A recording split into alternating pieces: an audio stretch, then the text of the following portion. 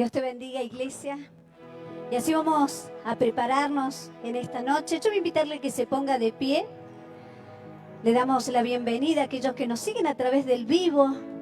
Y vamos a preparar nuestro corazón, porque hoy es una reunión especial, una reunión donde vamos a estar adorando a Dios, donde vamos a estar clamando a Dios. Usted también, desde su asiento, del lugar que usted está, también usted va a tener toda la libertad también de clamar a Dios, de orar. Va a ser una búsqueda muy personal y donde vamos a confiar en Dios. Sabemos que Dios está en medio de este lugar. Su palabra dice que claman lo justo y Jehová les oye. Y así vamos a empezar, adorando a Dios. Yo voy a invitarle que cierre sus ojos. Aquellos que nos siguen también a través del vivo, que nos puedan acompañar, adorar a Dios, todos juntos. Vamos, iglesia. Te adoramos, Señor. Te adoramos, Padre.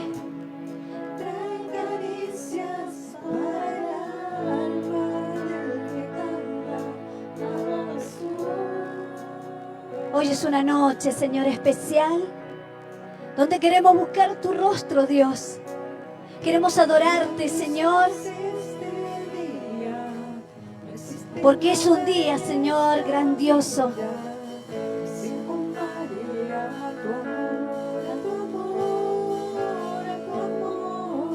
Te adoramos, Dios, te alabamos, te bendecimos.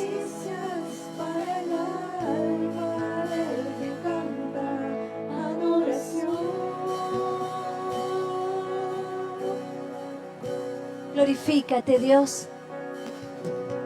Mientras tus hijos te buscan, Dios. Mientras ellos claman, mientras te adoran. Paséate en este lugar, Dios. Señor, levantamos nuestras manos para adorarte, Dios.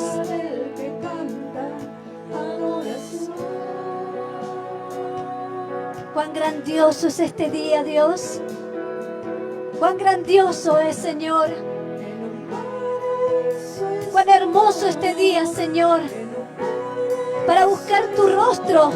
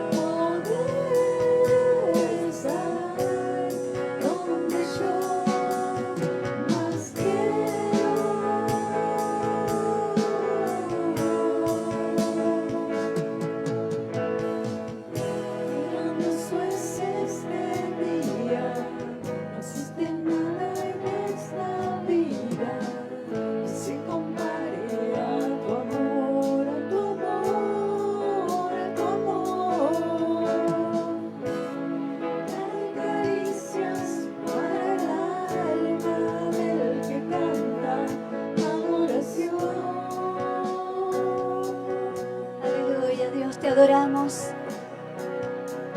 Vamos, iglesia.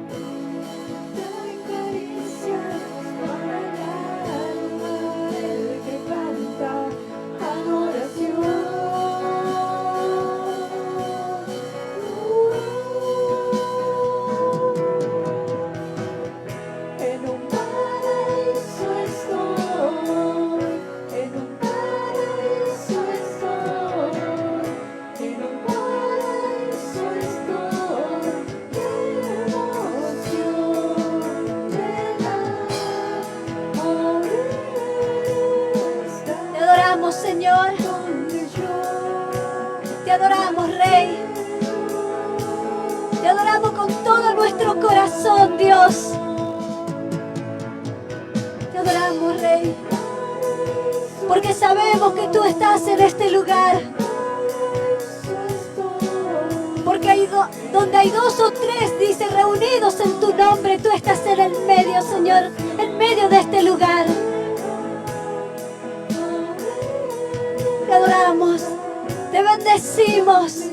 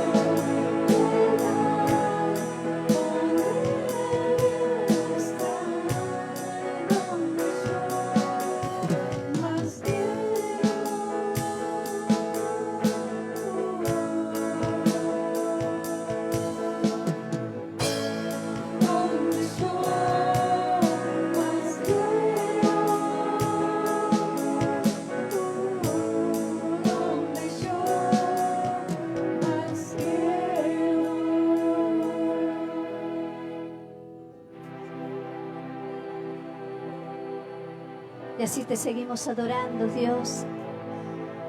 Mientras seguimos buscando, Señor, tu rostro. Mientras clamamos. Mientras tu pueblo, Señor, clama a ti, ora a ti, Señor. Te seguimos adorando, Dios. Ven, Señor.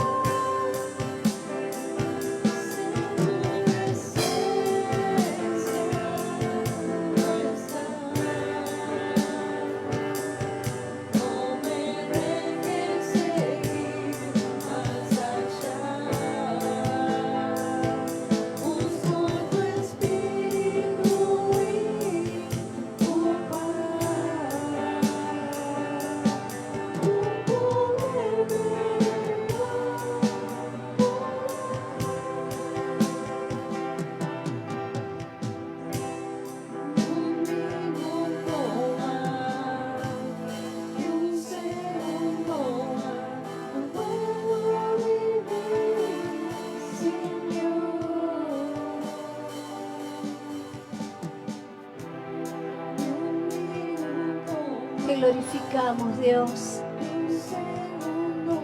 Te glorificamos, Rey.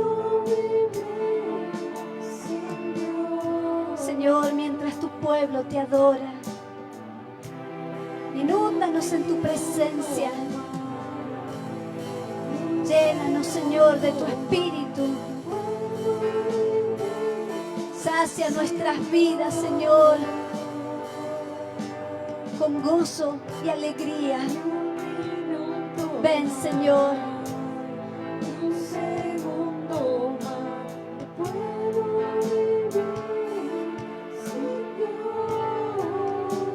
Señor,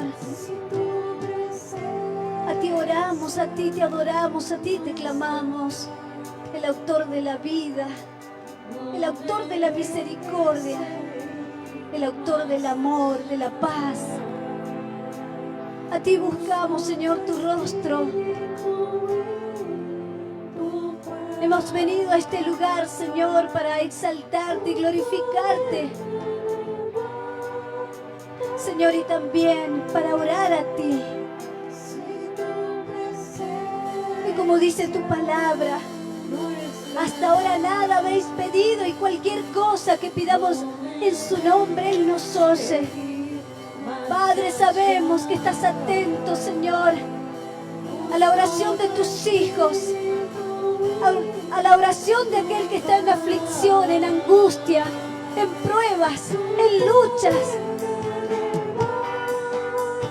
Por eso, Señor, te adoramos con todas nuestras fuerzas.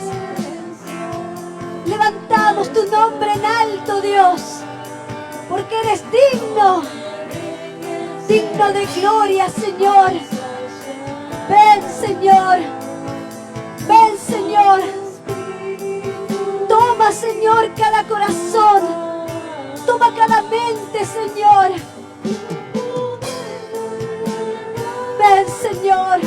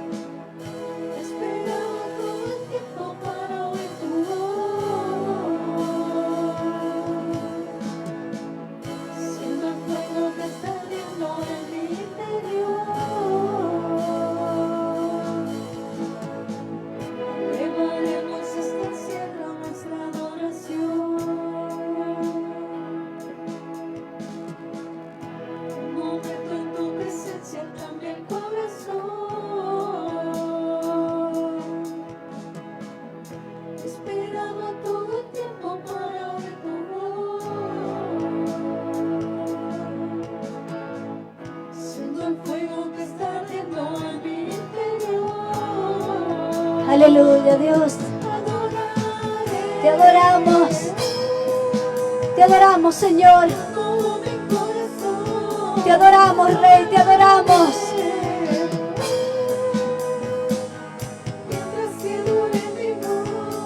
Porque sabemos que tú estás en este lugar, Dios.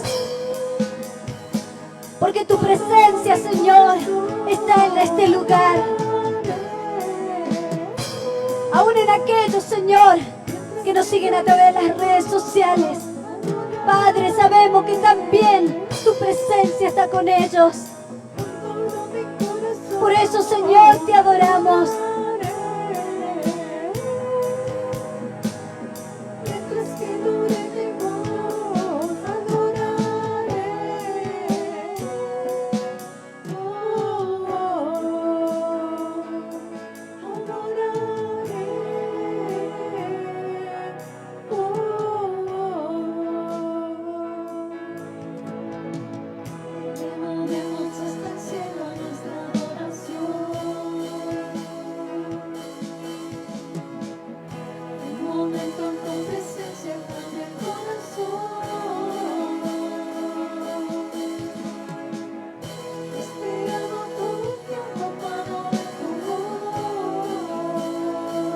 Y así nos deleitamos en tu presencia, Dios.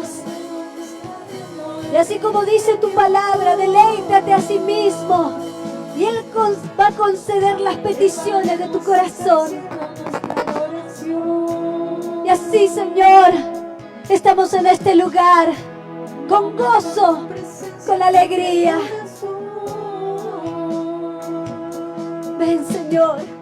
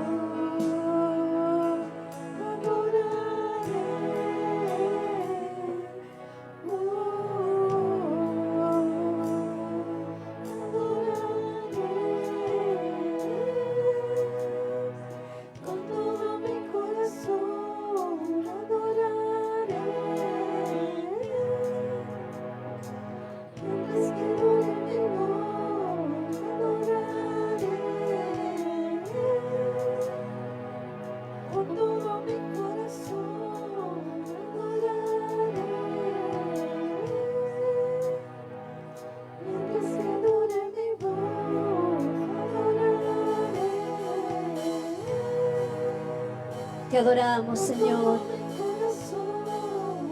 Te adoramos, Rey. Y así queremos preparar también nuestros corazones, Señor.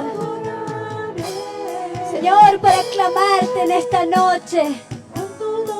Padre, para poner cada petición, Señor, de tu pueblo, de tus hijos. Padre, porque sabemos que tú estás atento, Señor, a la oración de tus hijos. Padre, aquellos que hoy están en tristeza, aquellos que están en situaciones, Señor, situaciones adversas, aquellos, Señor, que los preocupa, Señor, la situación económica, pero sabemos, Padre, sabemos que somos hijos del Rey, el dueño, hijo del dueño del oro y de la plata. Sabemos, Señor, que vas a bendecir a tus hijos en todas las áreas de su vida. Aleluya. Sabemos que estás en este lugar, Dios. Sabemos, Señor, que tú conoces lo más profundo del corazón de cada uno, Señor. Y conoces, Padre, cada necesidad, Dios. Sí, Señor. A ti elevamos nuestra adoración. A ti elevamos, Señor, nuestra oración, nuestra adoración. Ven, Señor. Ven y glorifícate. Ven y glorifícate, Señor. Padre, queremos orar a ti por las diferentes situaciones, Señor. Queremos orar, Señor, por aquellos que están enfermos. Padre, aquellos que se encuentran en un hospital. Señor, incluso en este lugar. Aquellos, Señor, que están cruzando enfermedades incurables. Pero sabemos, Señor, como dice tu palabra, que tú te has llevado toda enfermedad, toda dolencia. Ven, Señor, manifiéstate. Pon tu mano de poder. Señor, pon tu mano sobre cada vida, sobre cada uno de tus hijos, Dios. Ven, Señor, concede tú las peticiones. Queremos ser, Señor, ser testigos de tu poder. Ser un testimonio, Señor, para contar las maravillas, las señales que tú harás, Señor, en medio de tu pueblo. Aleluya. Sí, Señor, te bendecimos, te exaltamos, te glorificamos, Dios. Señor, aquel que está en falto de su fe, aquel que se siente débil, aquel que lucha, Señor, para seguir avanzando en este camino de fe, de esperanza. Señor, derrama fortaleza, fuerzas nuevas como la de un búfalo. Multiplícalas, Dios. Ven, Señor, y llena de tu Espíritu Santo. Trae gozo, trae paz, Señor. Aquel corazón, Señor, aquel que está agobiado, aquel que está cansado, aquel que se siente débil, Señor. Ven, Señor. Oramos a ti, Dios. Alzaré mis ojos a los montes, como dice tu palabra. ¿De dónde vendrá mi socorro? Mi socorro viene de Jehová, aquel que hizo los cielos y la tierra. A ti, Señor. A ti, Señor, levantamos nuestras miradas. A ti, Señor, oramos por cada hogar, cada familia. Oramos, Señor, por los jóvenes. Oramos por los adolescentes. Oramos por los niños, Señor. Padre, guárdalos. Guárdalos, Señor. Guárdalos de este mundo. Como dice tu palabra, cuando Jesús oraba por sus discípulos y decía, Señor, solo te pido que los guardes de este mundo. Señor, ven y obra. Obra en tus hijos, Dios. Aquel padre de hogar, cabeza de hogar. Oramos por la familia. Oramos por el matrimonio, Señor. Ven, Señor. Te adoramos, Dios. Te adoramos, Padre. Eres digno, Señor. En medio de este lugar, Dios. Gracias, Padre. Gracias, Señor, porque sabemos que cada oración, cada petición ha llegado delante de ti. Sabemos, Señor, que tú no escondes tu rostro, tu mirada sobre tus hijos. Que no te desentiendes, que estás atento, Señor. Padre, sabemos que no es en vano estar en este lugar, estar en tu casa, en este lugar de refugio.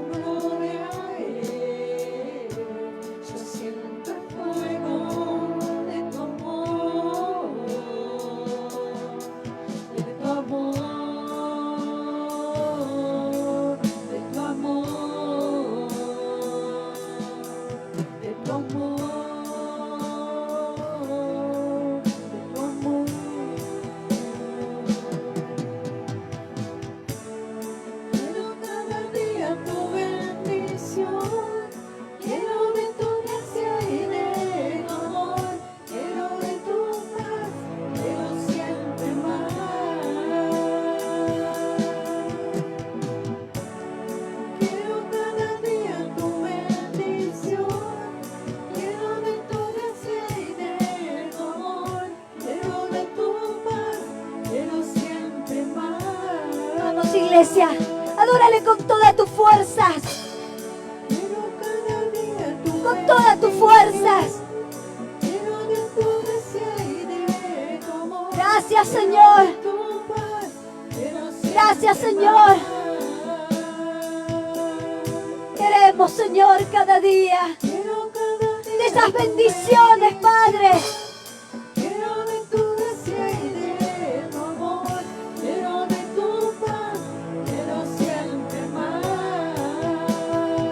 Aleluya.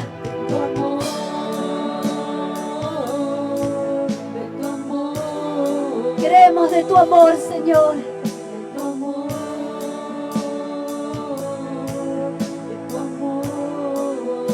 Queremos, Señor,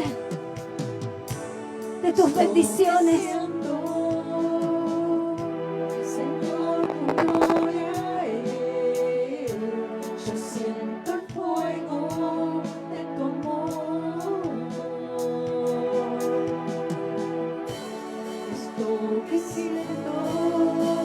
Esto que sentimos, la presencia de Dios. Esto que sentimos es la paz y el gozo que Dios ha puesto en cada uno de nosotros.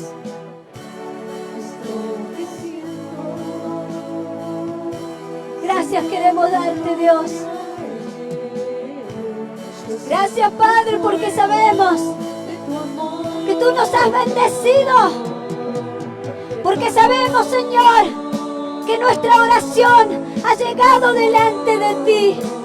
Por eso, Señor, confesamos con nuestros labios y queremos darte toda la gloria y la honra, Señor. Padre, que nuestras peticiones, Señor, han llegado delante de ti. Te damos las gracias en el nombre del Padre, del Hijo y del Espíritu Santo de Dios. Amén y amén. Vamos a darle un fuerte aplauso. ¡Vamos, iglesia!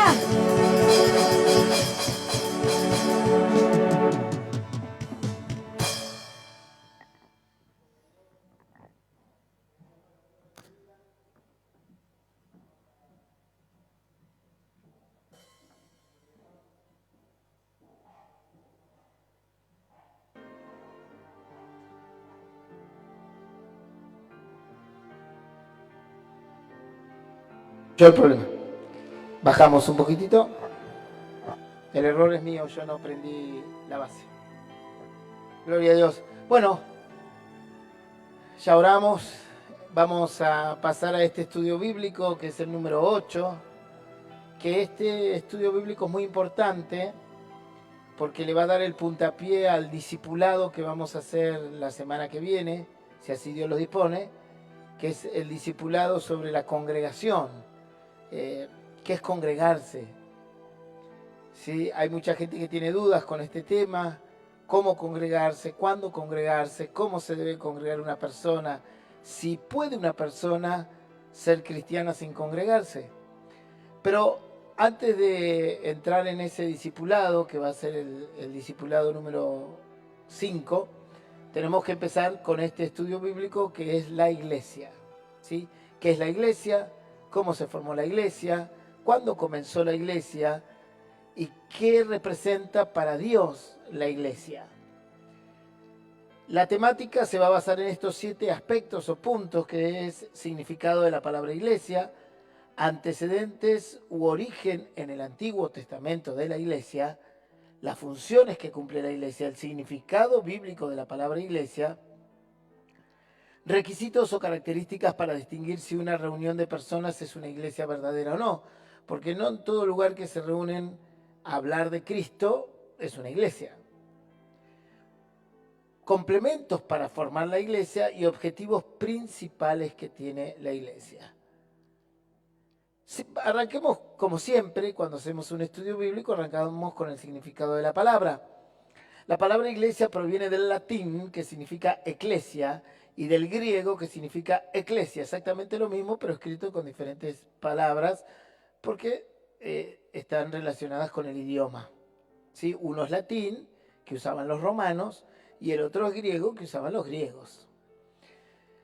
La palabra eclesia significa asamblea de ciudadanos que eran reunidos regularmente para discutir asuntos políticos, generalmente ante el llamado de un mensajero oficial o heraldo. O sea que el concepto de iglesia era el concepto de reunión de personas para diferentes temáticas.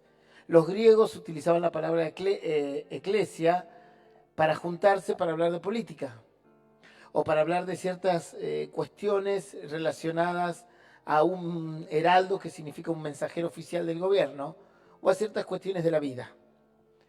A medida que pasa el tiempo, el término en Grecia deja de asociarse con cualquier tipo de reunión, incluso de carácter político, y pasa a ser exclusivo de una reunión de personas que profesan una religión. Con el tiempo, la palabra eclesia del latín o eclesia del griego dejan de usarse para reunión de personas para tratar cualquier tema y va evolucionando para referirse a aquellas personas que se reúnen por una religión. Actualmente el concepto iglesia no está relacionado ni con política, ni con reuniones de otro tipo, sociales, ni club, ni sindicales, ni nada. Cuando una persona en el mundo entero usa la palabra iglesia, obviamente que en otros idiomas tiene otro nombre, que sea como church en inglés, se está refiriendo a personas que profesan una religión. Debemos dejar en claro que la palabra iglesia no es un sinónimo del templo, ¿sí? Uno no tiene que confundir esto con la iglesia. O sea, la iglesia no es este templo, esto es un templo. La iglesia son ustedes, ¿sí? Si ahora se van ustedes y yo hago una reunión de personas que practican un deporte, es una reunión deportiva dentro de un templo. Entonces, hoy la iglesia está reunida en un templo. Esto es el templo. Me refiero al templo a el piso, las paredes, el techo y toda la construcción o la parte edilicia. Eso tiene que quedar muy claro, ¿eh? ¿Por qué? Porque antiguamente había iglesias que no tenían templo y se congregaban en las plazas, y eso era una iglesia. Se congregaban en lugares prestados, y eso era una iglesia. Hasta el día de hoy, a veces algunos pastores realizan sus reuniones o congregaciones en sitios prestados por el gobierno, por ejemplo, e inclusive por unidades básicas, que dicen, bueno, yo los domingos no hacemos nada, le prestamos para que ustedes hagan la reunión. Entonces, eso no es un templo, pero se transforma en una iglesia por las personas que se reúnen para buscar a Dios, ¿sí? En otros lugares, la iglesia se reúne en una catacumba, en una cueva, porque son perseguidos, asesinados y torturados por ejercer el cristianismo. Eso ocurre en Corea del Norte, en China y en muchos otros lugares, ¿sí? En algún tiempo ocurrió en Cuba, ya no tanto, ya casi no existe eso. Hay mucho cristianismo, pero hay lugares del mundo en donde la iglesia se reúne en lugares que no son ediliciamente un templo. Entonces esto hay que aclararlo muy bien para que podamos entender la doctrina. Debemos dejar en claro que la palabra iglesia no es un sinónimo de templo. La iglesia es la reunión de personas y el templo es el edificio donde se reúnen esas personas, o sea, donde se reúne la iglesia. Que muchas veces no hay templo, se tienen que reunir al aire libre, o en plazas o en ciertos lugares.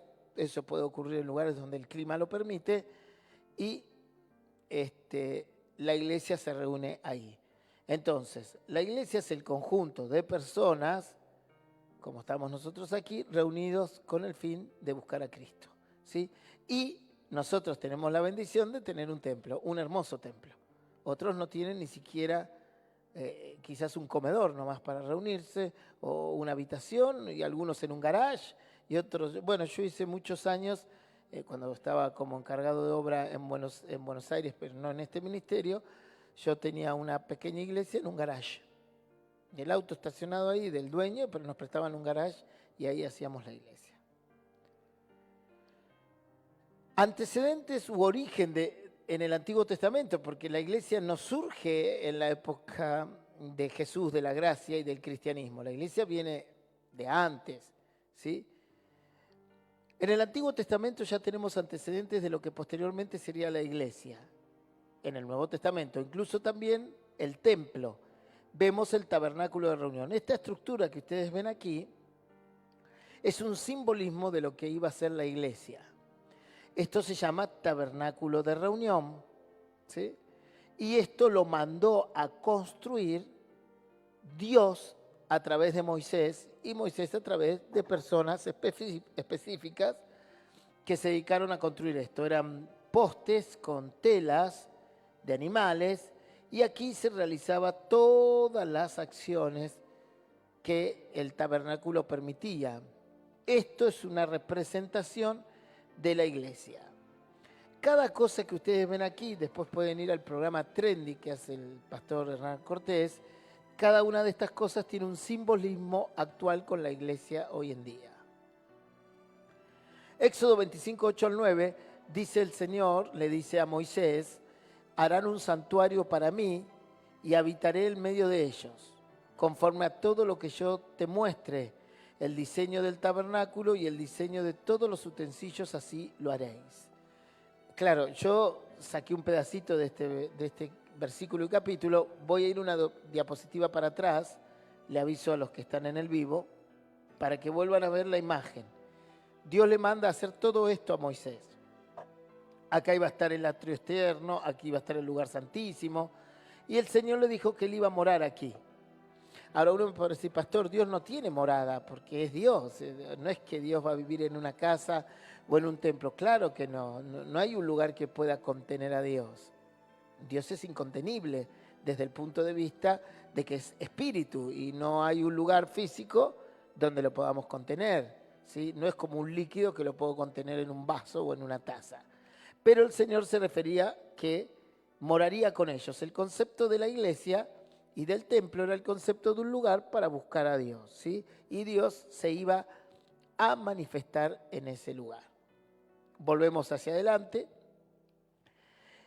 En aquel entonces, en el Antiguo Testamento, este templo era móvil, o sea, como el pueblo era nómade, no era sedentario, andaban de un lado por el otro en el desierto hasta llegar a la tierra prometida, tenían que construirlo, levantarlo, desconstruirlo, volverlo a construir.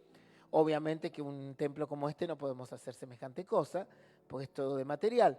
Pero en aquel entonces, aquel templo, cuando Dios así lo indicaba, lo levantaban, lo desarmaban todos, se iban a otro lugar y lo volvían a armar, ¿sí? Y se construyó para poder ser desmantelado y armado en otro lugar. Ese es el famoso tabernáculo. ¿Cuáles eran las funciones de ese templo y de la iglesia adentro de ese templo? Bueno, en él estaban los sacerdotes y los levitas y ministraban la voluntad de Dios. Eso representa la iglesia que tiene. Y la iglesia tiene como sacerdotes, que serían los pastores, y tiene levitas, que serían como los colaboradores, que ministran o, en teoría, ministramos la voluntad de Dios, ¿sí? En él se realizaban muchas actividades como ser consultar a Dios por temas de su nación. Bueno, nosotros aquí también oramos, le pedimos a Dios su voluntad, ¿sí? Le pedimos a Dios por la voluntad que tiene para cada hermano, ministramos la vida de cada uno de los hermanos, hacemos exactamente lo mismo. Por eso les decía que el tabernáculo era este santuario, o templo móvil, desarmable, era un simbolismo de la iglesia actual. Se adoraba y se alababa a Dios. Bueno, aquí se adora y se alaba a Dios. Se realizaban sacrificios. Bueno, los sacrificios de hoy en día, ¿cuáles son que pide Dios? ¿Se acuerdan aquellos que leen la Biblia? ¿Qué dijo el Señor? ¿Cuáles eran los sacrificios que Él quería? ¿Alguno se acuerda? ¿Quién dijo eso? Muy bien, misericordia. Esos son los sacrificios que hoy Dios pide. La misericordia, el amor, vencer el pecado. El apóstol Pablo dijo, no habéis resistido el pecado hasta la sangre. O sea, eso es un sacrificio. Someto mi cuerpo a la voluntad de Dios para no pecar. Mis miembros dicen una cosa, mi espíritu dice otra, pero yo someto mi cuerpo. Someteos a Dios, resistí al diablo, estuviera de vosotros. Bueno, esos son los sacrificios actuales. Y los que hacían los judíos en aquel entonces sacrificaban corderos para el perdón de sus pecados, que lo hacían una vez al año. Ese sacrificio ya lo hizo Cristo, que fue el cordero inmolado por nuestros pecados, ¿sí? ¿Por qué? Porque eso representaba, el sacrificio de animales, representaba lo que Jesús iba a hacer, un cordero inmolado por el pecado nuestro. El primer sacrificio ocurre en Génesis, cuando Dios mata un animal para sacarle el cuero, o sea, la piel, y vestir a Adán y Eva que habían pecado, ¿sí? Y ahí ya nos enseña que iba a tener que existir un sacrificio para el perdón de nuestros pecados. Ese sacrificio lo hizo el Señor. Pero luego a nosotros nos queda el concepto de sacrificar cosas. A veces sacrificamos nuestro tiempo para venir a buscar a Dios, a veces sacrificamos inclusive nuestra vida material para colaborar con la iglesia. Se pedía perdón de pecados, igual que aquí. Aquí el 90% de los que venimos, en algún momento, Señor, perdóname. Y sabe Dios la lista que tenemos para pedir perdón. Se recibían las ofrendas del pueblo para su mantención, exactamente lo mismo que aquí. Recibimos las ofrendas para la luz, para el gas. Bueno, ahí hicimos toda el hermano Carlos Girardi terminó en tiempo récord, entre ayer y hoy, ayer básicamente, toda la instalación de protección de corriente eléctrica para el sonido. Y el próximo paso es hacer la instalación para el generador, si se vuelve a cortar la luz, tener una entrada directa allí. Eso ya se compraron los materiales, vienen de Buenos Aires y lo vamos a hacer. Y el próximo paso, cuando termine la escuelita dominical este domingo, vamos a levantar todos los cerámicos que están rotos. Ya ahí estuvimos con el hermano Enrique, el hermano Carlos, Julio, bueno, todos los hermanos que se van a ir sumando. Seguramente, Roberto, que está arreglando unas paredes y así.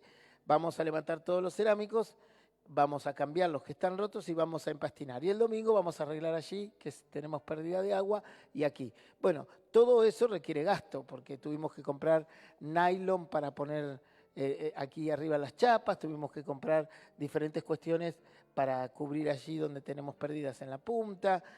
Vamos a comprar pastina como para volver a revitalizar un poquito el piso de la iglesia. Ya tiene muchos años y vamos a tratar de embellecerlo nuevamente, ¿sí? Bueno, para eso, de la misma manera, el pueblo levantaba las ofrendas en el tabernáculo, porque por ahí se rompía un poste y había que contratar a alguien que lo ponga, por ahí se rompía una tela y había que salir a cazar animales, y había muchas mujeres que se dedicaban a teñir las telas y los cueros que iban en las diferentes partes del tabernáculo. Todo ese trabajo representa todo el trabajo que nosotros hacemos en el templo aquí, en la iglesia. Se oraba a Dios para las bendiciones de las tareas cotidianas, se preparaban los futuros sacerdotes y ministros. Bueno, aquí es donde se preparan los que vienen a servir. Aquí viene gente que entra por primera vez, acepta a Cristo, se entera que hay un Dios, se entera que hay un Dios que lo quiere bendecir, se entera que hay una salvación, pasa un año y comienza a colaborar, o meses, y algunos pasan a ser líderes, otros pasan a ser como pastores, o sea, como sacerdotes o ministros. Ministran la alabanza, ministran la escuela dominical, ministran la oración, ministran esto, aquello, lo otro. Todos los que hoy cumplen un rol dentro de la iglesia de liderazgo se prepararon para un futuro. Algunos más rápidos que otros, otros con un llamamiento más profundo que otros, pero todos se prepararon. Aquí hacían exactamente lo mismo. Fíjense que hasta el punto número 9 es exactamente lo mismo que lo que ocurre en la iglesia actual, no más que algunas cosas son simbólicas, como el sacrificio, ¿no? Se diagnosticaban las enfermedades contagiosas y se tomaban las decisiones según el caso. Esto es interesantísimo porque las primeras leyes de sanidad surgen aquí y aparecen en el libro de Levíticos y de Números, y en la iglesia, o sea, en el tabernáculo de reunión, se traía a la gente con enfermedades y los sacerdotes auspiciaban como de médicos, ¿sí? Aprendían las llagas, los colores, las formas, cómo iba el concepto de la enfermedad, y aislaban al paciente. Por primera vez aparece aquí, en el libro de Éxodo, Levíticos, o sea, en el Pentateuco judío, el concepto del aislamiento, ¿sí? En caso de enfermedades. Bueno, en la iglesia también se hace lo mismo, porque nosotros detectamos enfermedades espirituales hoy en día, ¿sí? Y a veces, según la función de cada uno, médicas también, pero sí las espirituales. Y así como se enferma el cuerpo, también se enferma el alma. Y tenemos que diagnosticar, y a veces, según cada caso, tomamos decisiones. Hay hermanos que están con mucha enfermedad y los tenés que sacar un tiempo de su servicio, por ejemplo. Y le tenés que decir, mire, hermano o hermana, usted no va a cantar más, no va a tocar más, no va a ministrar más, no va a orar más. ¿Por qué? Porque está enfermo espiritualmente, se tiene que sanar. A eso le llamamos restauración, ¿verdad? Y lo apartás de su liderazgo un tiempo hasta que Dios lo restaura, si es que lo restaura, o si esa persona se deja restaurar. A otras personas las tenés que echar de la iglesia. A mí me ha tocado desagradablemente la función de 3 oportunidades, 4, expulsar personas de la iglesia. Porque ya son casos terminales, donde la enfermedad espiritual es muy grande, inclusive algunas personas están poseídas, no quieren saber nada con Dios, entonces uno no puede estar ministrando liberación cada 5 segundos a la misma persona, es una locura.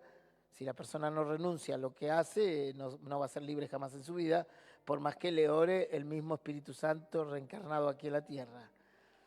Entonces, a veces tenés que tomar, según cada caso, una decisión y expulsar gente de la iglesia. La iglesia se reserva el derecho de admisión. Tenemos si mañana viene una persona y dice, no, porque yo soy progresista, izquierdista, liberal, y viene desnuda o desnudo acá, yo lo he hecho. Lo he hecho. Con la policía, solo o a patadas, como tenga que ser. De aquí sale. Porque la casa se reserva el derecho de admisión.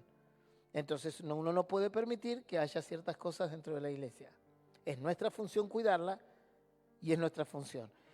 Pero pastor, ¿cómo? ¿Y el amor de Dios? Y claro, el amor de Dios. Fíjense lo que hizo Jesús, que armó un hato y empezó a darle con todo a todos y pateaba las mesas y tiraba. Y la gente decía, no, pero esas son mis monedas, no, estas son las mías. Y con esas monedas tengo que comprarle, no sé, la leche a mi hijo. Andate a vender palomas a otro lado. Bien. ¿Y qué dice la Biblia? El celo de tu casa, decía, me consumía. También se celebraban días festivos, como hacemos aquí también, los cumpleaños, la Navidad y otras cuestiones que recordamos el nacimiento de Cristo en nuestro corazón, etcétera, etcétera. Era un lugar para compartir al pueblo la visión del futuro de la nación. Bueno, aquí compartimos a la gente el futuro de su vida espiritual. ¿Sí? Ya la nación pasa a un costado, lo que pasa es que el pueblo judío iba de la mano entre lo que es gobierno y religión. Nosotros no, el cristianismo se separa de todo lo que es político y va solo de la mano el concepto de la búsqueda de Dios. Y nosotros le compartimos al pueblo de Dios la visión del futuro de la iglesia, ¿sí? El avanzar, el crecer en la fe, el predicar a otros, etcétera, etcétera. Y por supuesto, otras actividades sociales, religiosas y políticas se hacían en ese tabernáculo, igual que aquí, se hacen otras actividades, ¿sí? A veces sociales, porque festejamos el fin de año, porque nos reunimos a... Vio que para reunirse a comer los hermanos no fallan nunca en esa. Vamos a hacer a la canasta algo, pero vienen hasta los que se apartaron hace 30 años, aparecen con su gaseosa, su comida, y ahí no le errás. A veces hacemos la Santa Cena, a veces hacemos bautismos, está la escuelita dominical. A veces aquí en actividades religiosas sociales se suma el té de mujeres, reuniones de varones, bueno, y tantas otras cosas que algunas iglesias hacen, ¿sí? Las vigilias, bueno, nosotros no hacemos una vigilia hace mucho, hace mucho. Deberíamos hacerla. Bien, ¿saben lo que es una vigilia? Porque aquí hay mucha gente nueva, ¿no? Una vigilia es cuando después de la reunión nos quedamos 3, 4 horas más adorando y buscando a Dios y tomando testimonios, por ejemplo. Eso es una vigilia, quedarse despierto más tiempo, compartiendo otras actividades dentro de la iglesia que a veces no se pueden dar. Por ejemplo, en una vigilia se pueden tomar 5, 6, 7 testimonios. Se puede adorar más tiempo del que se adora en un culto normal, en una reunión normal. Se puede alabar más tiempo. Puede pasar algún hermano que no esté cumpliendo ningún rol, pero que sea de buen testimonio, a dar un versículo bíblico. Bien, esas son todas las funciones que cumplía, vuelvo para atrás, este tabernáculo. Y esto representa la iglesia y el templo, ¿sí? Este tabernáculo es el comienzo de lo que luego sería el templo de piedra, construido el primero por el rey Salomón. Así fue, o sea, nadie sabe bien exactamente cómo fue el templo, aunque la Biblia da medidas exactas e inclusive materiales exactos, pero así es como se lo representó al templo construido por Salomón y Herodes. El primer templo realizado de piedra y cemento lo hizo el rey Salomón. El primero fue este, vuelvo para atrás, el tabernáculo, ¿sí? Este es una representación del templo que hace el rey Salomón, un templo muy fastuoso, ¿sí? Este templo lo destruyen los babilónicos. Cuando el pueblo de Israel, a pesar de tener un templo, se aparta de Dios, a causa de su pecado viene un imperio llamado Babilonia y lo lleva cautivo al pueblo de Israel y destruye el templo. Y eso es un simbolismo muy importante también. Cuando yo estoy en pecado, este templo, hoy ¿cuál es el templo del Espíritu Santo? Mi cuerpo. Y si yo estoy en pecado, va a venir el diablo, el enemigo, y lo va a destruir. Este tabernáculo es el comienzo de lo que luego sería el templo de piedra, construido el primero por el rey Salomón y luego destruido. Este se construye luego el segundo por el rey Herodes, que también fue destruido por los turcos, ¿sí? Ya este, construido por el rey Herodes, lo destruyen los turcos después de Cristo, ¿sí? En las famosas guerras estas. ¿Qué quedó del templo que construyó Herodes? El famoso Muro de los Lamentos, donde ustedes habrán escuchado que en Jerusalén hay un muro donde van los judíos, se ponen frente al muro y entre las grietas ponen sus pedidos de oración, ¿sí? Como las cajitas de petición que tienen las iglesias, ese muro llamado de los lamentos, porque ahí van a llorar, a clamar, a pedir, son pedazos o ruinas de lo que quedó del último templo construido por el rey Herodes, el que quiso matar a Jesús. Luego pasó la iglesia a congregarse en las sinagogas, se transformaron en los sitios de reunión, llamándose la iglesia del Señor, la iglesia de Cristo, la iglesia de Dios, la iglesia de los santos, para ir evolucionando a la iglesia actual. O sea, los discípulos empezaron a congregar en las sinagogas, Jesús comenzó a predicar en las sinagogas. ¿Qué eran las sinagogas? Eran como pequeñas iglesitas, por decir así, que los judíos construían para que la gente vaya a buscar a Dios ahí. Hasta el día de hoy las sinagogas existen porque los judíos las siguen construyendo en todos los lugares del mundo. Hoy hay sinagogas en todo el mundo.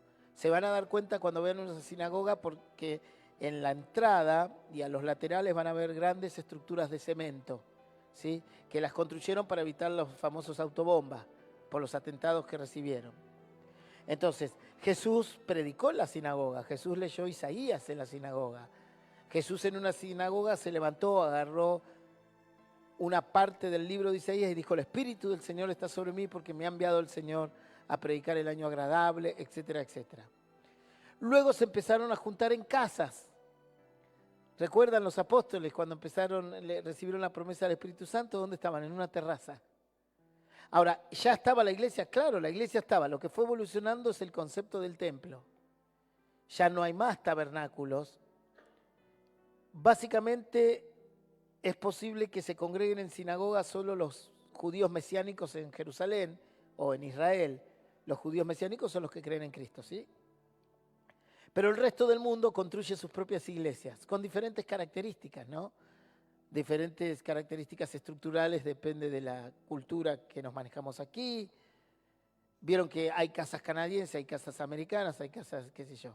Una iglesia cristiana en los Esquimales debe ser un iglú grande, hecho con bloques de hielo, no sé. No sé si existirá, pero si tuviesen una iglesia la harían así. Entonces la iglesia se centró en construcciones propias de cada país. Si uno va a un templo, no iglesia, a un templo, La iglesia somos nosotros, la gente que se junta en un lugar. Si uno va a un templo en África, posiblemente es techo de madera con techo de paja, dependiendo de las condiciones estructurales de su país.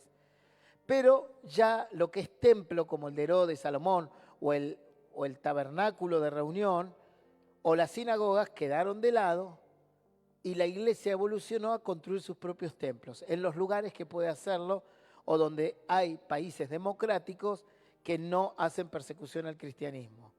Porque les aclaro una cosa, la única religión perseguida en el mundo por siempre, y para siempre ser así, es el cristianismo. Las otras no las persigue nadie. Si mañana vienen los maometanos y se levantan su templo acá, nadie les dice nada.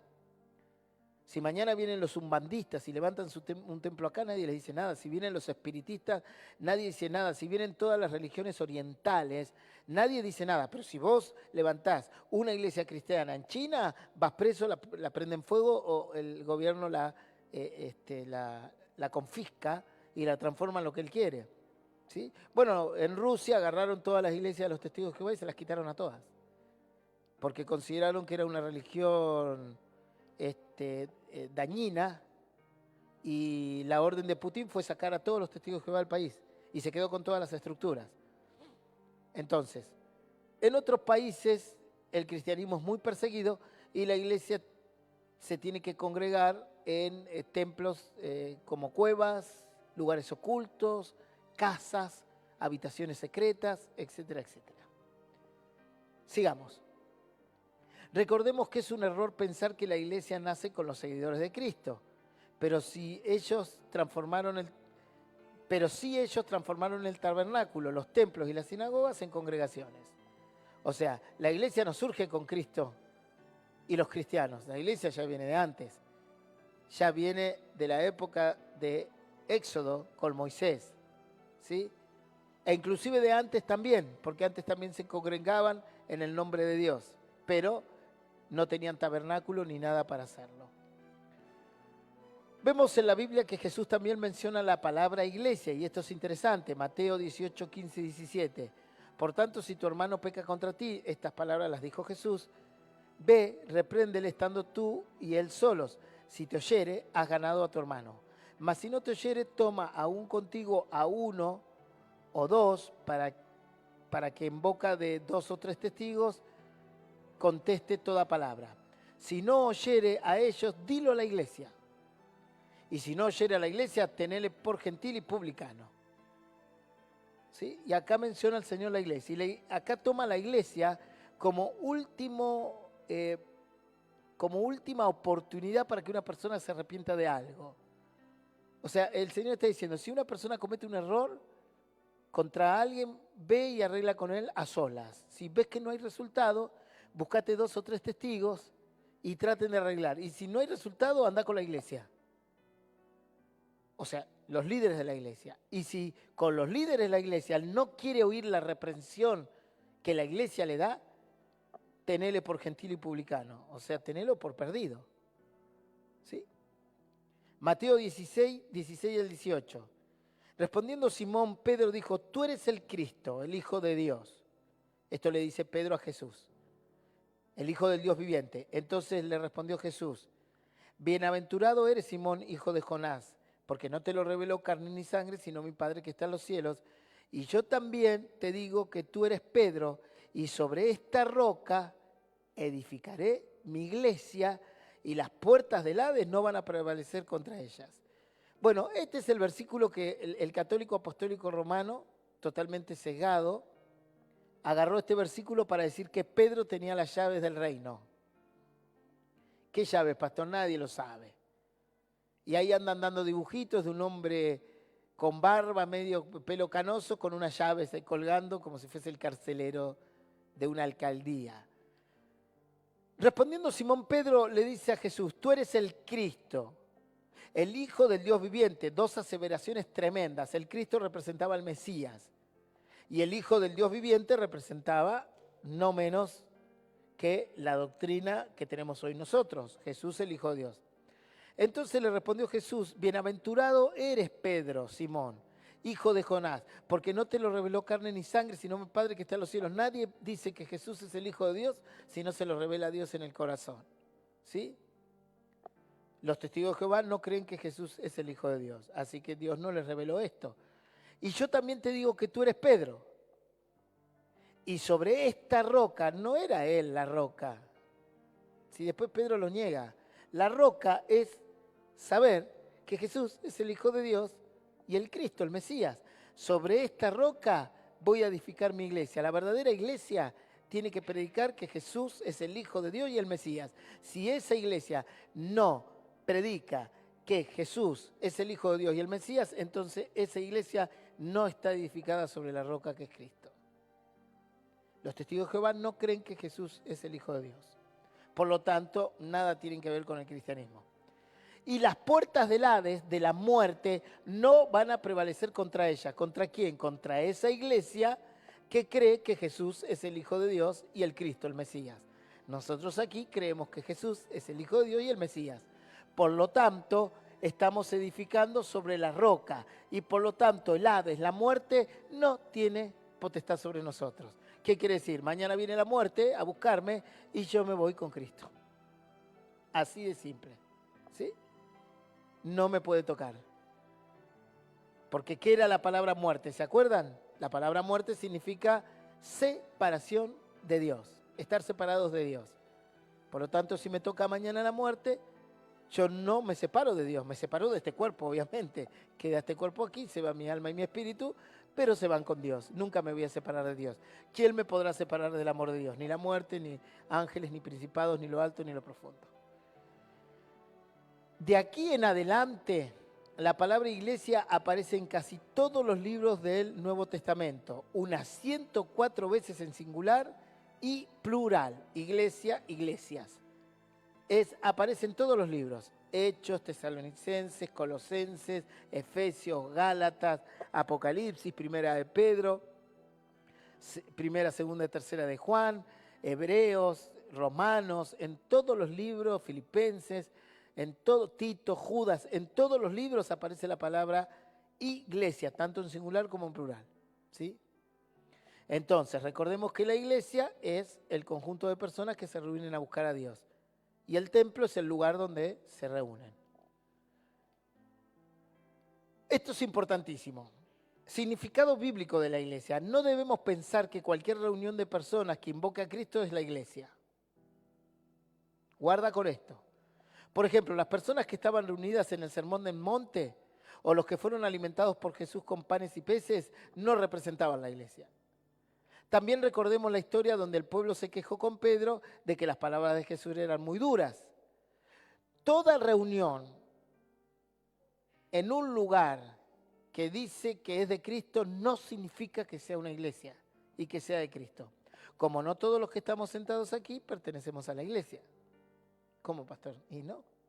Ahora lo vamos a ver. Y acá viene las gotas de sudor. Una reunión de personas cristianas, para ser considerada iglesia, según los términos bíblicos, debe cumplir con unos requisitos mínimos. ¿Sí? O sea, ¿esto es el templo, pastor? Sí. ¿Nosotros somos la iglesia? Sí. ¿Todos somos la iglesia? No. No todos son la iglesia de los que estamos aquí, ni tampoco de los que nos escuchan por las redes sociales. Con Jesús se congregaba un montón de gente que lo que buscaban eran los panes y los peces, nada más. De hecho, esa misma gente que lo rodeaba a Jesús para que le multiplique la comida y la prosperidad, son los mismos que le dijeron a Pedro, Pedro, anda a decirle a Jesús que sus palabras son duras, queremos otro evangelio, no este. Y el Señor le dijo a Pedro, anda a decirle a todos ellos que si se quieren ir, se vayan, que Dios va a levantar hijos de él, de estas piedras, de los más incrédulos. ¿Sí? Deme un versículo bíblico, pastor, para que esto sea verdad. Bueno, aquí lo tengo.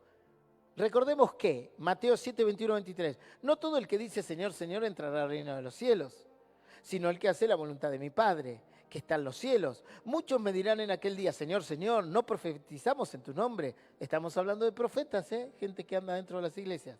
Y en tu nombre echamos fuera demonios. Estamos hablando de hermanos líderes que echan fuera demonios. Y en tu nombre hicimos muchos milagros. Estamos hablando de personas que lograron hacer milagros en el nombre de Jesús. Y entonces les declararé, nunca os conocí, apartados de mí, hacedores de maldad. Tremendo es este versículo.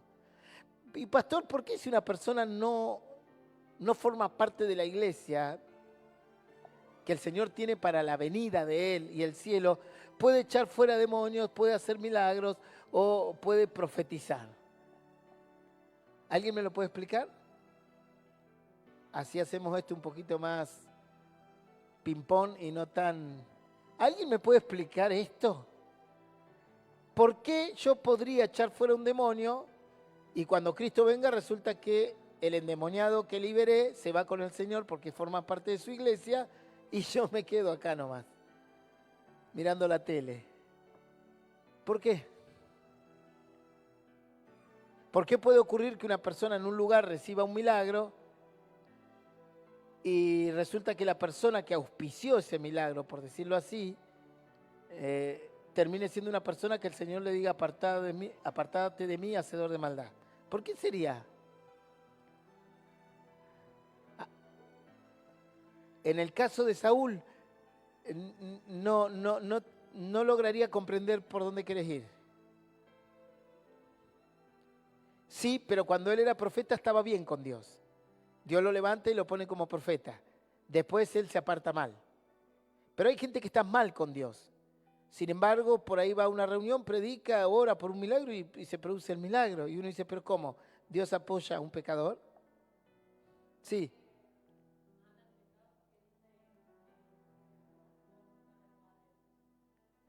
No estoy haciendo esa pregunta, Dalma, no hice esa pregunta.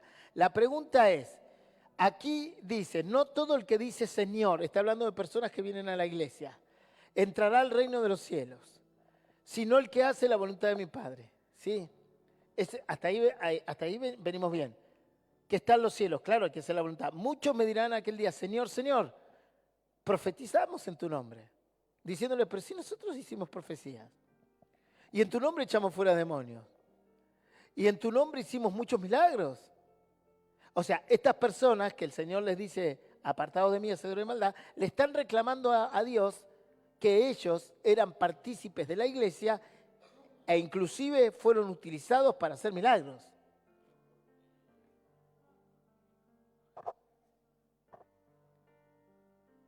¿Cómo?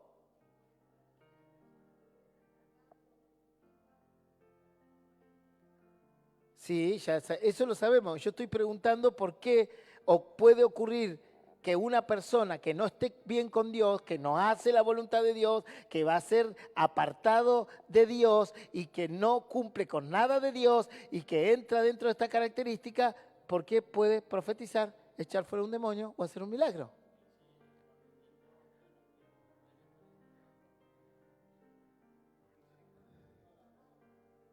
A ver ahí. ¿A qué persona? Correcto. Esa es la respuesta correcta. Muchas veces hay personas que no están bien en Dios. E inclusive hay personas que suben aquí en pecado. Pero Dios igual actúa, pero no por ellos, sino por el que está buscando con todo su corazón. Por esa razón, por el que busca de corazón. ¿Sí? Entonces Dios dice, lo quiero bendecir, pero lamentablemente estoy con una persona que no hace mi voluntad, pero lo voy a bendecir igual al que está buscando. Por eso a veces hay personas que dicen, pero yo fui a una iglesia de falsos profetas y Dios me habló. Y sí, claro, por supuesto.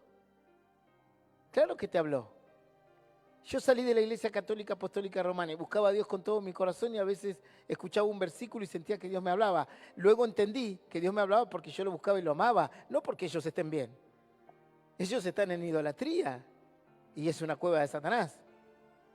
Pero yo entendí que Dios utilizó ese versículo que quizás dijo un sacerdote por misericordia a mi vida. Por eso el Señor dice, no todos los que me dicen Señor. Entonces, guarda, la iglesia no son todos los que están acá sentados.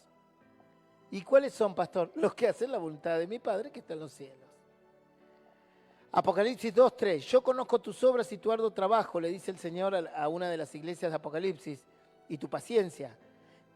Mire lo que dice aquí. Y que no puedes soportar a los malos. Y has probado los que dicen ser apóstoles y no lo son. Tremendo. Están acá entre nosotros. Están entre nosotros. ¿Quién tiene más de 54 años? Levante la mano. Soy el más viejo de este.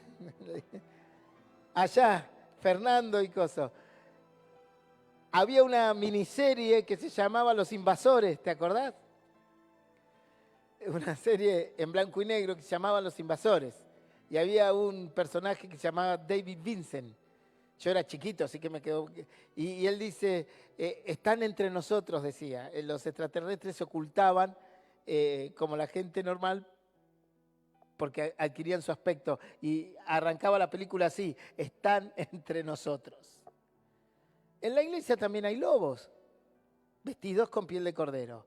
Pero que cuando lleguen al cielo, el Señor le va a sacar esa pielcita de cordero y va a decir, mira, y va a mostrar los dientes de lobo. Dice, y que no puedes soportar a los malos y has probado a los que dicen ser apóstoles y no lo son, y los has hallado mentirosos, y has sufrido y has tenido paciencia y has trabajado arduamente, o sea, los tuviste que soportar por amor de mi nombre y no has desmayado. ¿Sí? A veces nos pasa en el liderazgo, a veces nos pasa en la iglesia, que tenemos que trabajar con personas que no están convertidas todavía de su corazón, y algunos que creen que están convertidos y que son de Dios y son lobos rapaces, nada más. Simplemente que algunos lo saben y otros no. ¿Y qué dice el Señor? Y has sufrido y has tenido paciencia y has trabajado arduamente por amor de mi nombre y no has desmayado. ¿Qué quiero decir con estos dos versículos? Lo que quiero decir con estos versículos, que la iglesia del Señor no representa a todos los que se congregan en el templo. Ni los que dicen Señor, Señor, ni los que levantan las manos, ni los que cantan, ni siquiera los que echan fuera demonios, ni siquiera el pastor que predica. Porque si yo no estoy haciendo la voluntad de Dios, por más que dé este estudio y que predique, cuando me presente ante Dios me va a decir, nunca te conocí, apártate de mí, hacedor de maldad. La iglesia del Señor es el que hace la voluntad de mi Padre que está en los cielos. ¿Sí?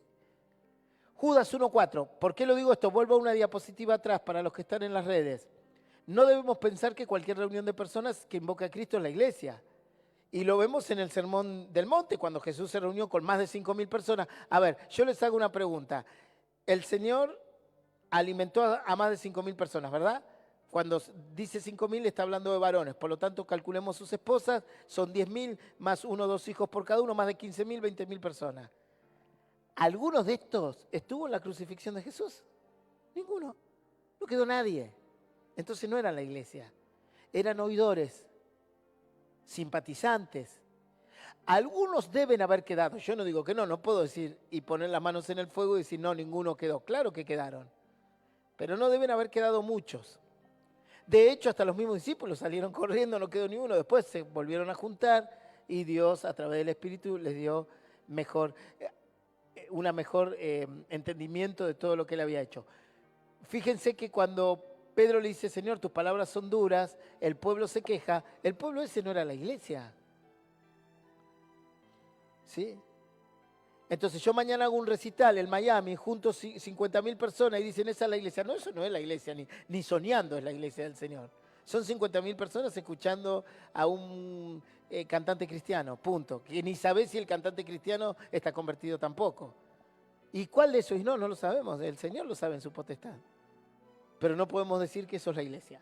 Bien.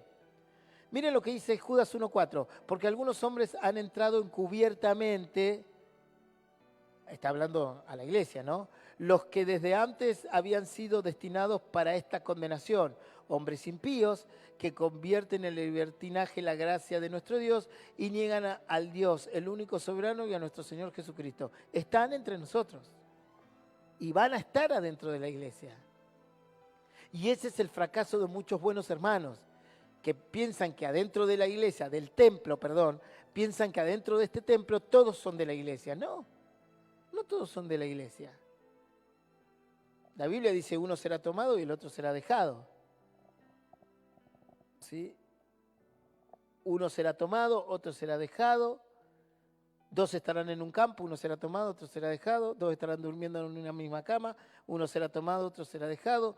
10 eran las vírgenes que esperaban a sus novios, 5 se quedaron porque fueron insensatas y 5 se fueron a las bodas del Cordero, a las bodas con su esposo. ¿sí? Entonces está hablando de gente que está en la misma actividad, pero que no forman parte de la iglesia.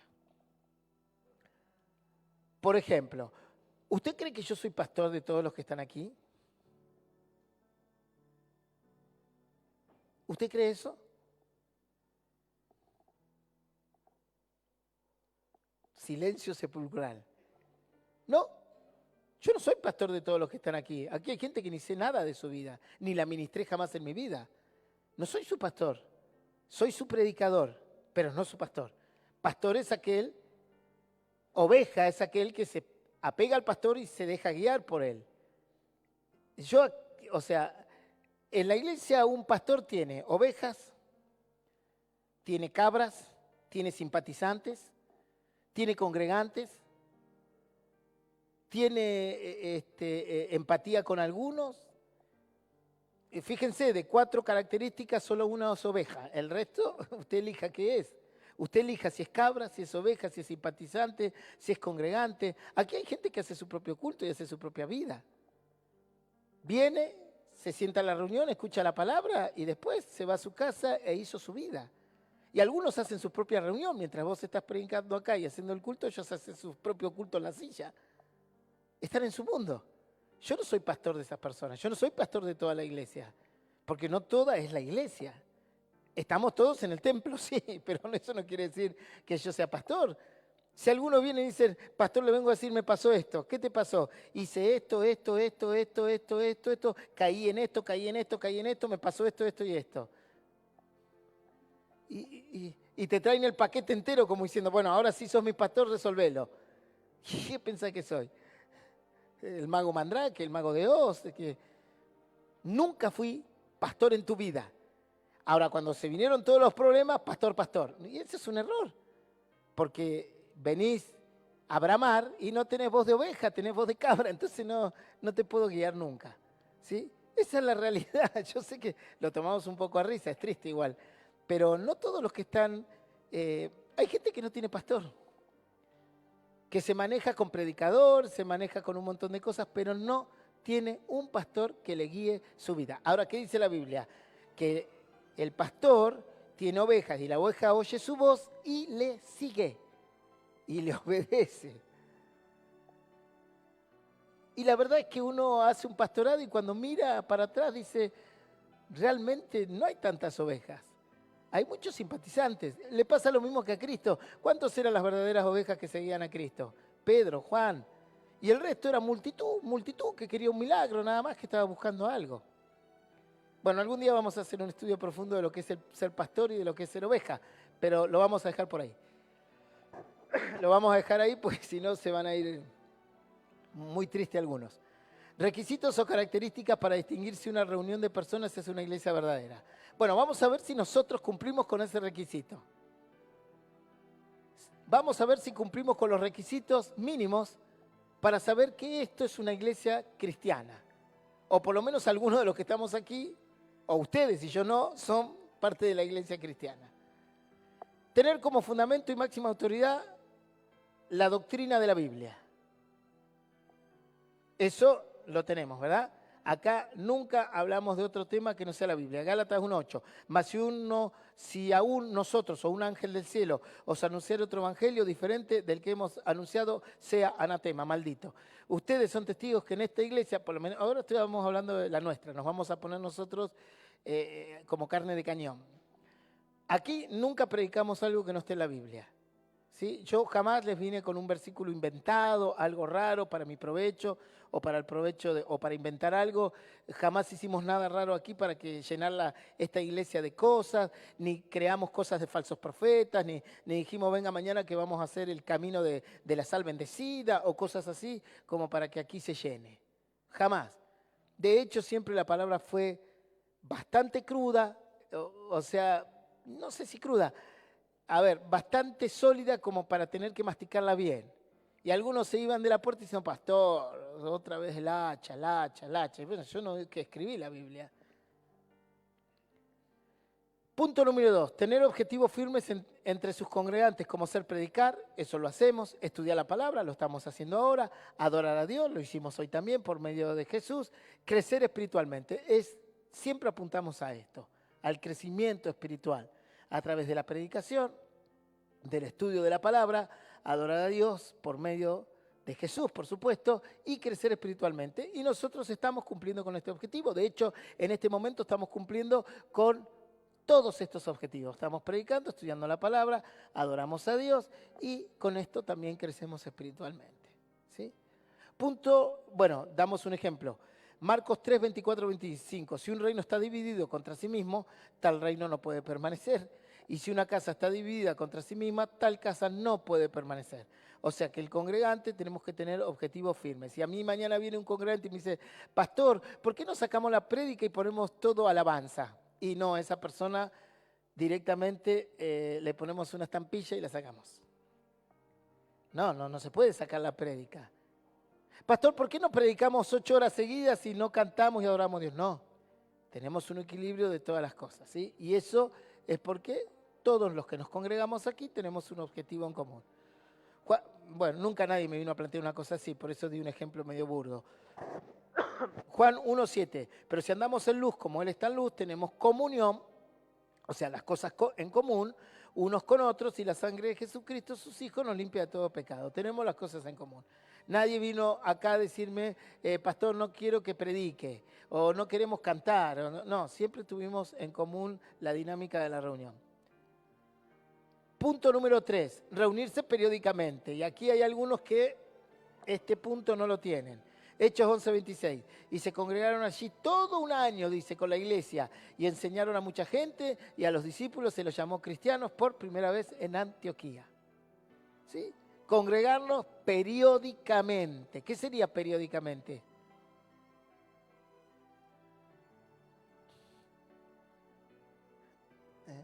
Una vez al año. Un mes. Todo el mes. Periódicamente congregarse constantemente en todos los tiempos que la iglesia pautó la reunión en el templo para esa iglesia, diciendo, bueno, haremos tantas reuniones, tanto periódicamente es concurrir de manera sistemática, salvo por cuestiones específicas, siempre en la semana o cuando se pactaron esas reuniones. ¿Cómo pactamos nosotros las reuniones? Viernes y domingos. ¿Sí? ¿Alguna pregunta querían hacer por ahí? No. Bueno, 4.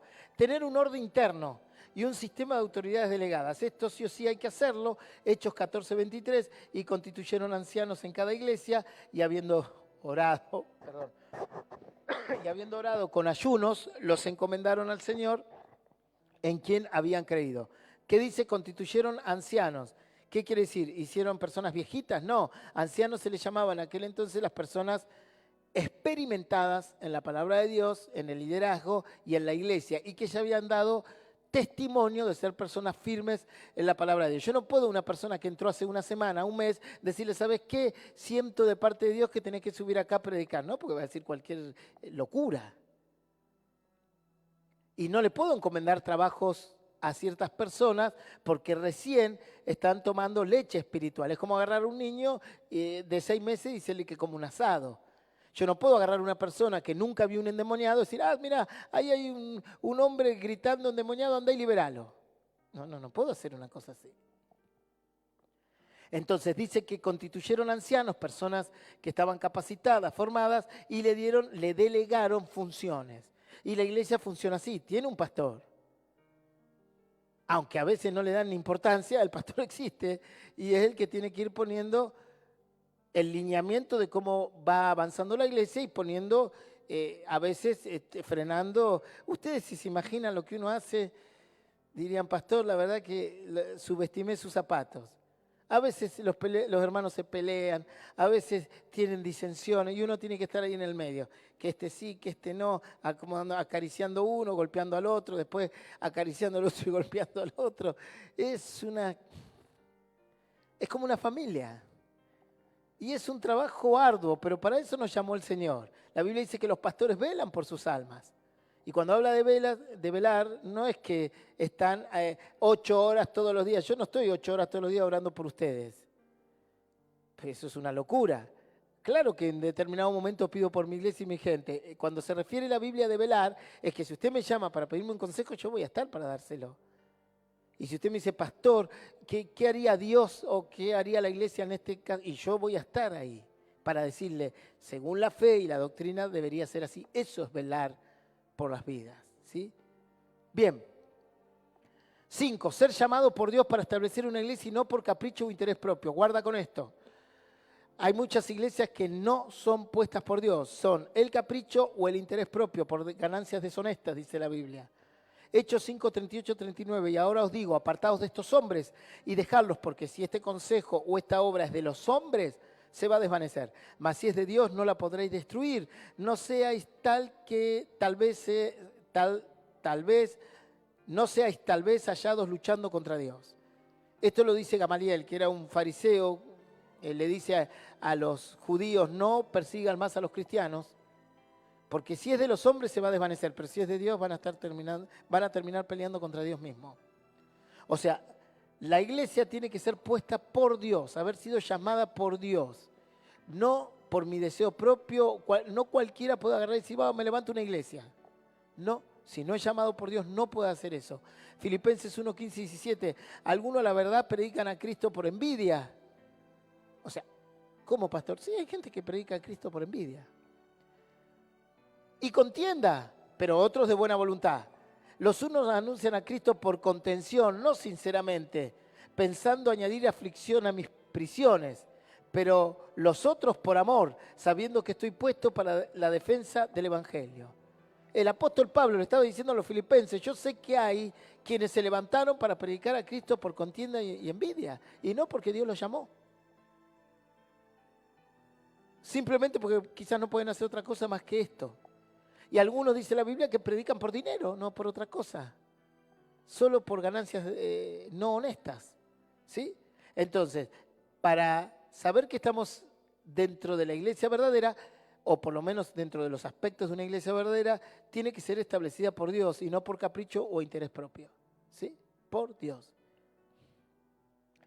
¿Cómo nos vamos a dar cuenta que fue establecida por Dios? Y bueno, por esto, voy a ir un poquito atrás. No sé qué es esto de que quedan 2 minutos, no tengo ni idea, pero ya estamos terminando. ¿Cómo nos damos cuenta? Porque tenemos un orden interno, porque nos reunimos periódicamente, porque tenemos objetivos de predicar, estudiar la palabra, crecer, y porque nuestro fundamento de autoridad, estos aspectos nos muestran que Dios nos apoyó en lo que estamos haciendo. ¿Sí? Bien. Complementos para la formación de una iglesia, bueno, tener un lugar físico para congregarse y realizar reuniones, ser reconocida como tal, crear grupos internos como ser evangelismo, estudio, escuela bíblica, visita, grupo de alabanza, tener cultos o reuniones con predicaciones, oración, alabanza, adoración y abierta al público, o abiertas, si son muchas, al público. La iglesia está abierta al público. Si esta puerta estuviese cerrada y viene una persona desconocida y le decimos, no, usted no pertenece a nosotros, ya no somos iglesia, somos una secta. ¿Sí? Que tengamos la puerta abierta para que cualquiera pueda participar de la iglesia no quiere decir que no tengamos orden y que no pongamos las cosas y las establezcamos en este lugar. Si mañana viene una persona y dice, yo quiero participar de la reunión, se levanta aquí y dice, ¿sabe qué? Pero yo no estoy de acuerdo con lo que usted predica de que aquellos que ejercen la homosexualidad se van a ir al infierno. Bueno, a esa persona yo tengo que bajar y decirle, ¿sabes qué? Tenés 2 opciones. O crees lo que dice la Biblia o créate tu propio Dios, tu propia iglesia y tu propia religión y créate un Dios que muera como quieras vos y andate de acá a hacer tu propia religión. Yo no voy al Testigo de Jehová y me paro en la iglesia del Testigo de Jehová y le digo, ¿sabes qué? Deberíamos cambiar tu doctrina. Mucho menos voy a los musulmanes y le digo, ¿saben qué? Les vengo a decir que Alá no existe. Y te van a matar. Te van a tirar de un 6º piso. Te van a decapitar o quemar vivo. Tampoco voy a la iglesia católica y me paro en la medio de la reunión del sacerdote y agarro un martillo y le empiezo a dar a todas las estatuas y decirle, mira cómo te las rompo. Porque tengo mi iglesia. ¿Sí? Bueno, no sé qué es esto, si mi hija puede venir, porque nos faltó un punto más. No sé qué. Bueno, volviendo al tema. Entonces, si yo viene una persona y me dice, no, mira, a mí yo no quiero que Jesús, por amor, condene a los que hacemos esto que ustedes dicen que es pecado. No, entonces esa persona se tiene que ir de esta iglesia y buscarse la iglesia que a esa persona le agrade. Nada más, ¿sí? Bien, mientras le paso esto a mi hija, anda allí, soluciona este problema y tráeme de vuelta esto, por favor. Entonces, nosotros tenemos abierta la iglesia para cualquiera, pero que quiera adosarse a esta doctrina que es la palabra de Dios. Si a usted esta doctrina no le gusta, váyase a una iglesia que le guste la doctrina que den o los inventos que haga esa iglesia. Y se terminó. ¿Por qué querer cambiar lo que en un lugar ya se está haciendo? Es imposible eso. No se debe hacer y no es correcto. ¿Sí? ¿Ya está? Bueno, listo. Ahí quedamos. Bueno, y la última diapositiva, que no la tenemos, pero sí la tienen en el vivo, pero la voy a decir yo ahora, eran algunas funciones de la iglesia, y la función de la iglesia es orar, predicar, alabar a Dios, ministrarse con el pastor para las necesidades. Otra función de la iglesia es que lo reconozcan los hermanos para orar por sus necesidades. Y bueno, y todas las funciones que ustedes saben que la iglesia cumple. Bueno, si alguno tiene alguna duda, me pregunta ahora, o nos preparamos para orar por la prosperidad y vamos a alabar a Dios para despedirnos. ¿Alguna duda, alguna pregunta sobre el concepto de la iglesia? Sí, ahí tenemos una, muy bien, te escucho. Y una persona venía a la iglesia, asistía, se congregaba y servía en diferentes áreas, por algún otro motivo se fue de la iglesia y esa persona no quiere estar más con su pastor ni nada, se va y arma una iglesia, ¿eso está bien? Mira, si esa persona se arrepintió de corazón, busca a Dios con todo su corazón, ama a Dios, reconoce que se equivocó y Dios lo bendice para abrir una iglesia, y bueno, gloria a Dios. Es raro que pueda ocurrir una cosa así. Lo más lógico que tenga que ocurrir es que si el pastor era de Dios, que esa persona venga, le pida perdón a su pastor por lo que hizo, no al pastor, sino que le pida a su pastor aclaraciones, más que nada decir, mire pastor, me equivoqué, erré el camino, ahora me di cuenta que yo hice las cosas mal. ¿Sabes por qué? Porque si esa persona se va a abrir una iglesia, va a empezar a sufrir lo mismo que sufrió su pastor y las ovejas le van a hacer lo mismo que él le hizo a su pastor. No porque Dios lo castigue, va a empezar a vivir la vida de un pastor.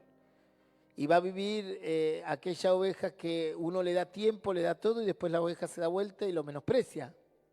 Y va a empezar a vivir esas cosas.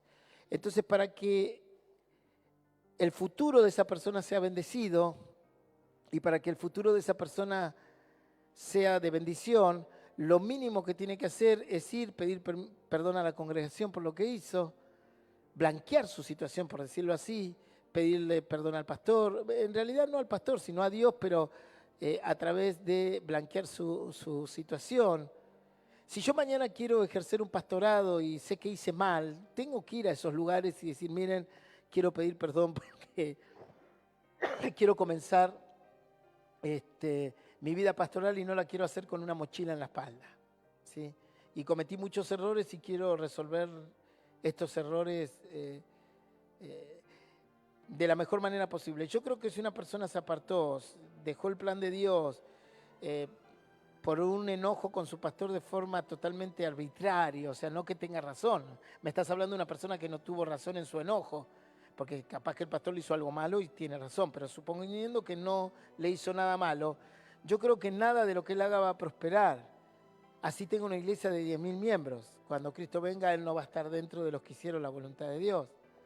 Ahora, si viene, blanquea su situación, pide, ni te digo ni consejo, siente que Dios lo está llamando y su pastor le dice, cuando yo me vine aquí, te voy a dar el ejemplo, cuando yo me vine aquí, yo no es que en la iglesia que estaba en Buenos Aires no hacía nada. Yo era líder de evangelismo de un grupo de más de 45 personas. Predicábamos en los trenes, micros, casas, plazas, hospitales, geriátricos y teníamos todo, cuando salíamos a predicar los fines de semana abarcábamos todo a la vez porque éramos muchísimos. Daba estudios bíblicos, predicaba en la iglesia y tenía como un anexo, ¿sí? Pequeño, pero era un anexo. Cuando Dios me llama para venir aquí, Dios me está llamando para salir de un ministerio para pasar a otro. Ningún pastor sobre la faz de la tierra se quiere deshacer de un colaborador con las funciones que yo cumplía. Es como que mañana venga tu esposo y me diga, pastor, me quiero ir. Cuando yo sé que colabora, que está en el sonido, que es de testimonio, que cuando hay un problema está arriba del techo solucionándolo. ¿Quién se va a querer desprender de una persona así? Yo le diría que no, está loco. Digo, no, estás loco, ¿a dónde te vas a ir? Vos te quedás acá. Ahora, tiene que bajar un ángel para que me convenza que él se tiene que ir. Entonces, una de las señales que yo le pedí a Dios, dije, me quiero ir a otro ministerio, que era este, bajo la voluntad de Dios, para que sea de bendición. Si no, me va a ir mal. Entonces le dije, le pedí muchas señales a Dios y todas se cumplieron a su tiempo, bastante rápido, pero la señal más importante que le pedí fue que Dios le hable a mi pastor, al que tenía allí en Villa Lisa, en Buenos Aires. ¿Sabes que un día fui a la casa y me dice el pastor cuando me quería, pero ni te digo cómo, de esos que te abrazan, ¿viste? Nosotros no somos tan así, pero este era así, de esos te abrazan, yo no soy así. No, a ver que yo no toco a nadie, ni tampoco estoy mucho tiempo así que, pero este sí, este era de venir, pasar, el tecito, todo.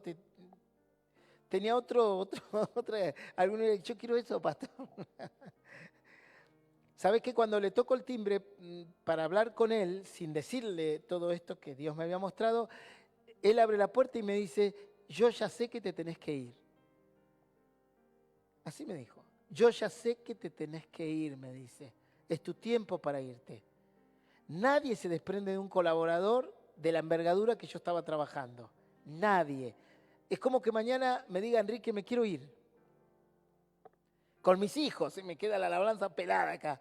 Digo, no, pará, ¿por qué te querés ir? ¿Pasó algo grave? No pasó nada, pero Dios me está llamando.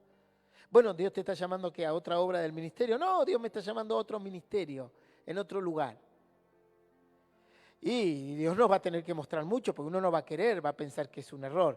Bueno, mi pastor, el primero, me dice, yo sé que te tenés que ir, pero me dice, vení a la reunión porque quiero que subas a la plataforma y quiero contarle a la congregación tu nuevo proyecto, sin saber lo que yo iba a hacer acá, sin saber lo que iba a hacer. Y queremos orar por vos. Esa es una manera de irte de un lugar a otro donde vos considerás que Dios te llamó. Me subieron arriba un púlpito gigante, más grande que este, y toda la iglesia levantó sus manos y oró por mi vida para que mi camino en el nuevo ministerio prospere. Y prosperó. Y prosperó, porque yo llegué a este ministerio y me senté en la última silla. Y luego pasé por todas las áreas. Al año era líder de jóvenes, luego fue líder de radio, después hacía campañas, después comencé a tener mayor participación en cuestiones ministeriales, responsabilidades. Después me fui pegando al lado de los pastores generales, el presidente actual y lo que fue el pastor Hernán. Después empecé a participar en sesiones cerradas de estudios bíblicos. Después se me otorgó la posibilidad de hacer un trabajo misionero. Me fui a 28 de noviembre, estuve un año como pastor ahí. Restauramos la iglesia, era una iglesia que tenía un pastor que la abandonó y la destruyó. La restauramos, logramos más de 40 personas, compramos equipos, 3-4 equipos de radio. En esa oportunidad el hermano Carlos Barbosa me acompañó casi 6 meses, estuvo conmigo ahí, durmiendo en el piso, en pleno invierno. Restauramos y dejamos la iglesia lo mejor posible. Cuando el pastor me dijo, ¿qué querés hacer, Néstor? ¿Quedarte o venir? No, si me tengo que quedar, me quedo. Me dijo, no, venite porque te necesitamos acá. Luego tomé esta iglesia, junto con la pastora Mariel. No, solo estaban las paredes, miren lo que es esto. Luego vinieron los estudios, los programas radio, las historias bíblicas. Y ahí Dios me confirmó que sí había prosperado el camino que me había puesto. Eso tendría que ser la persona que se apartó. Mínimamente eso. Imagínate, yo no estaba apartado y tuve que pasar por eso, imagínate él. Tiene que ir, pedir perdón a la congregación, a Dios y someterse a que Dios le muestre cuál es su nuevo futuro. Si no, la regla va a ser el fracaso. Bueno, ¿alguna otra duda? Bueno, entonces vamos a orar por la prosperidad y nos vamos a despedir cantando una alabanza. Amén. Amén, iglesia, voy a invitarte que te puedas poner de pie. Vamos a orar por la economía del ministerio, por la economía del pueblo de Dios, por cada anhelo, por cada proyecto. Estamos terminando un año en bendición de parte de Dios. Y eso es un privilegio que tenemos los que estamos en este lugar, los que están a través de las redes sociales. Amén. Vamos a cerrar nuestros ojos y vamos a orar todos juntos. Amén, Padre Santo. Señor, seguimos delante de tu presencia, Dios, dándote a ti, Señor, toda la gloria, toda la honra, Señor. Te bendecimos, te exaltamos, Padre, Señor. Y en este día, Dios, te pedimos, Señor, que abra esa ventana de los cielos conforme a tu voluntad y derrame tus bendiciones hasta que sobreabunde sobre tus hijos, sobre tu pueblo, Señor. En cada anhelo, en cada proyecto, en cada sueño, Señor, que ha emprendido tus hijos, Señor, el ministerio, en el nombre poderoso de tu Hijo Jesús, Señor. Bendícelo, Señor, como dice tu palabra, al 30, al 60 y al 100 por uno, Señor. Con un fuerte aplauso desatamos bendición de lo alto, en el nombre del Padre, del Hijo y de tu Espíritu Santo. Amén y amén. Dale un fuerte aplauso, iglesia, en esta noche. Te invito a que puedas tomar asiento mientras tú das tu diezmo, tú das tu ofrenda. Quiero contarte que el ministerio sigue trabajando arduamente a lo largo y a lo ancho de la República Argentina, difundiendo un mensaje, la sana, la buena doctrina, como mencionaba hace unos momentos el pastor. Sabes que llevando un mensaje a través de diferentes campañas a lo largo y a lo ancho de la República Argentina y fuera de la Argentina a través de las redes sociales como es Facebook, también la plataforma de Instagram, y eso es una gran bendición. Todo eso se está logrando a través de tu diezmo, a través de tu ofrenda, a través de cada una de las donaciones que tú das para la obra de Dios, a través de aquellos varones, mujeres, jóvenes, a un niño que dan de su tiempo para trabajar en la obra de Dios. El Señor dice que Él va a bendecir a cada uno de sus hijos conforme a su voluntad. Amén. Sabes que ese es un privilegio que tenemos en el Ministerio Hijo del Altísimo, y aún allá en aquellos lugares donde se predica la sana, la buena doctrina, poder entender, poder comprender la voluntad de Dios. Amén. Vamos a ponernos de pie y vamos a despedirnos en victoria con una alabanza. Amén. Que se escuchen tus palmas.